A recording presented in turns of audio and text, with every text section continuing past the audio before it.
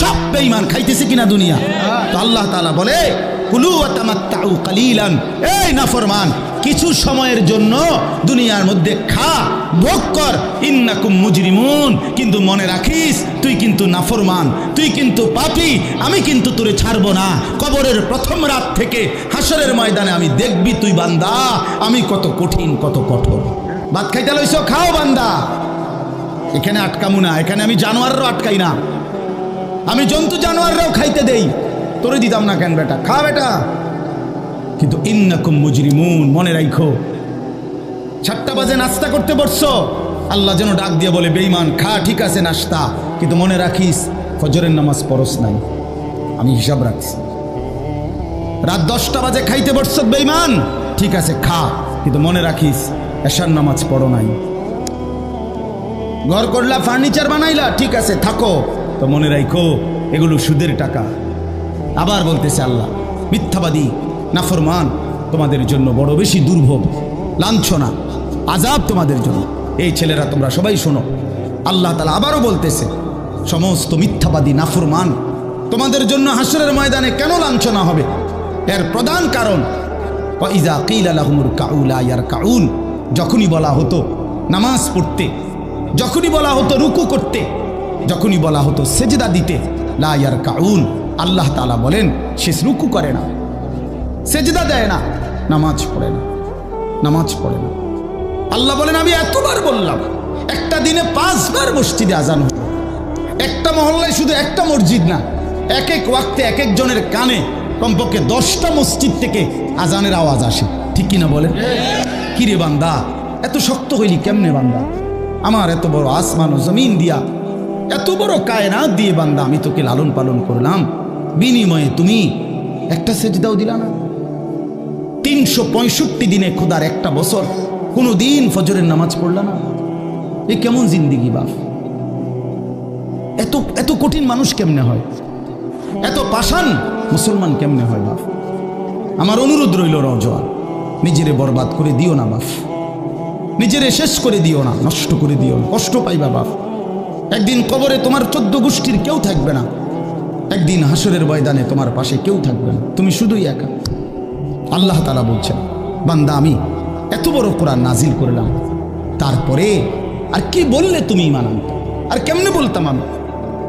নবীজি জিজ্ঞেস করবে, খোদার কসম নবী জিজ্ঞেস করবে, উম্মত 23টা বছর আমি দিন রাত কাঁদছি রে উম্মত, তুই জানোস না উম্মত আমি তোর জন্য কি পরিমাণ কাঁদছিলাম, সারাটা রাত আমি কেঁদেছি, তায়েফের পাথরের আঘাতে আমার পিঠ ছিদ্র ছিদ্র করে ফেলছে, আমি ক্ষুধার কষ্টে পেটে পাথর ভাঙছি, আমার ঘরের চুলায় আগুন জ্বলে নাই,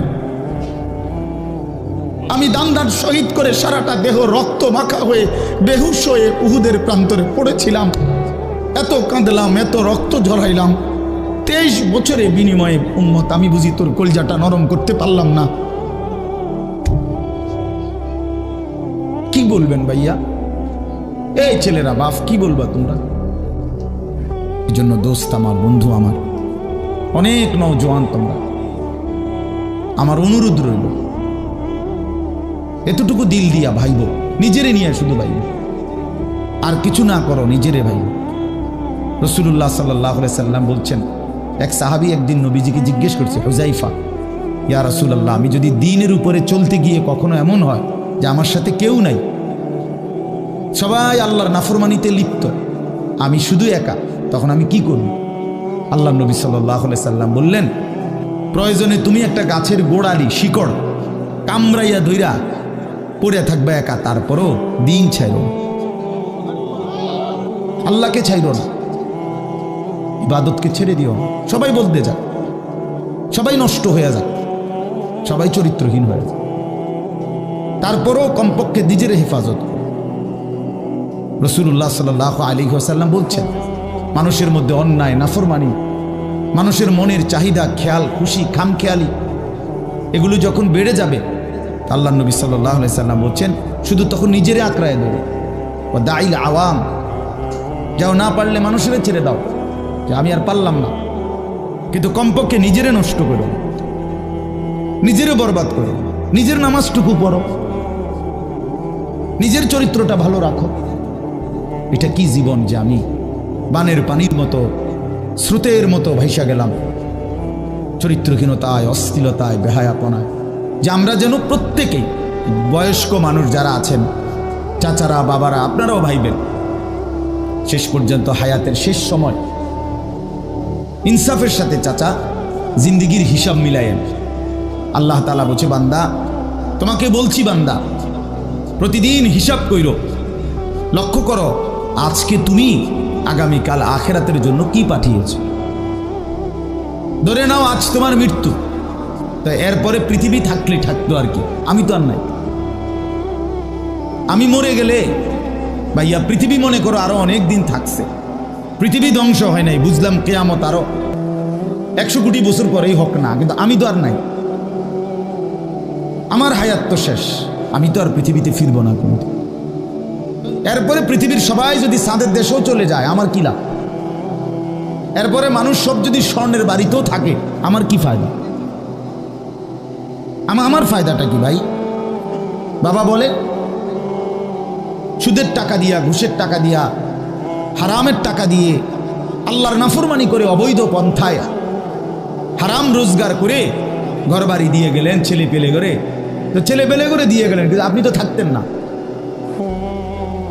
আপনি তো খুব অল্প সময়ের ব্যবধানে কবরে চলে যাবেন, তো সেই কবরে কেমনে থাকবেন?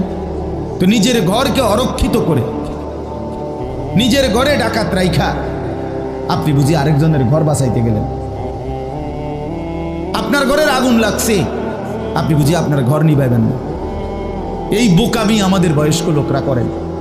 শেষ বয়সে হারাম টাকা, সুদের টাকা দিয়া, অবৈধ